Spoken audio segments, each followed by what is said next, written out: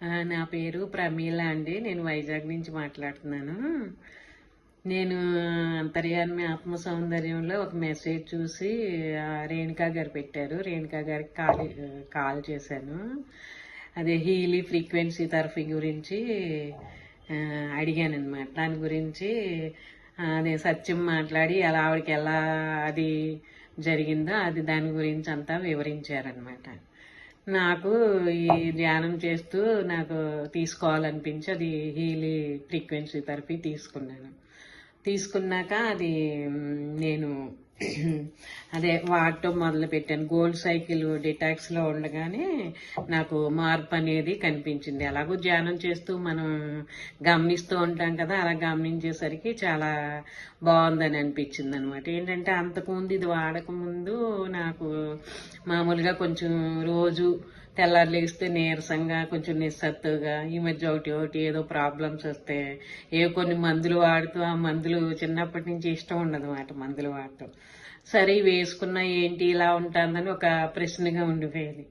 సరే ఇది వచ్చిన కాడి నుంచి రోజు లెగిసిన వెంటనే ఎంతో ఎనర్జెటిక్గా కొంచెం ఆహారం కూడా అది తిన్నట్టుగా ఉండటం కొంచెం తగ్గింది కూడా. ఆహారం తగ్గి ఎంతో ఎనర్జెటిక్గా రోజు రోజుకి ఉంటే చాలా హ్యాపీ అనమాట.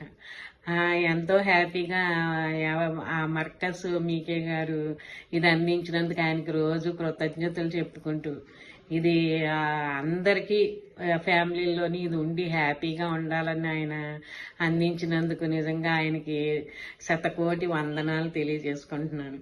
రోజు కూడా కృతజ్ఞతలు చెప్పుకుని నేను ధ్యానం చేసుకుంటూ అది పెట్టుకుంటే చాలా చాలా అద్భుతంగా ఉందన్నమాట. నేను మొదలెట్టిన 3 రోజులకే మా అమ్మగారు కూడా 96 years, ఆ అమ్మగారికి కూడా మొదలు పెట్టడం జరిగింది. అంటే అమ్మ బెడ్ మీదే అలా పడుకుని ఉంటుందన్నమాట.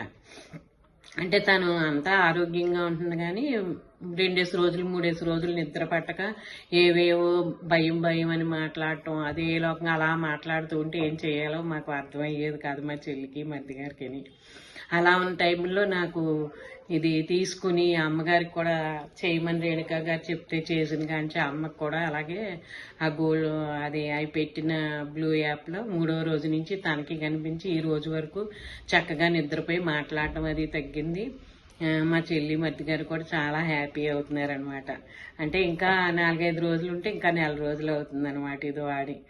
అందుకని మేము మెడిటేషన్లోనే ఎంతో అద్భుతమైనవి పొందిన దీనివల్ల ఈ హీలీ అనేది అదొక మళ్ళా ఇంకా మన జర్నీ